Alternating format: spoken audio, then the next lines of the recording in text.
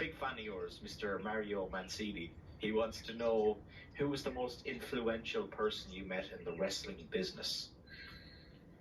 Well, without a doubt, I have to say, back to even before I met Mario, probably 1983, was the Tonga Kid, Little Sam, the Samoans, and being around them in the early 80s. And then, of course, without a doubt, if you go by longevity and who I first met, and then hooked up with him back later in the late 90s when we worked a big event together.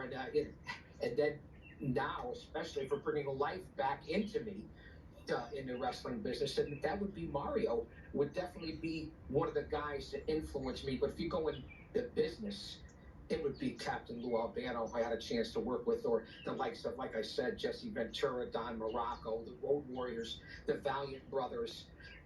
I was able to work with Jimmy Snuka and his son years ago. So different people like that that gave you advice. They've all had an influence, even a lot of the local independent guys, because it didn't matter if, I never worked in a big arena or anything like that, never signed a contract. I was never a professional wrestler.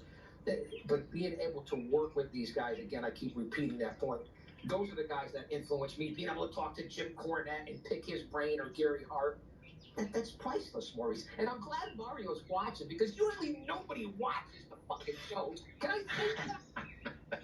I swear on TV Productions. I mean, you had Ginger Lynn on. I'm sure I could swear. No respect. No disrespect, Ginger. Oh, you could say whatever you want, man. Oh, so I could say that. Oh, excellent. I'm glad Mario's watching.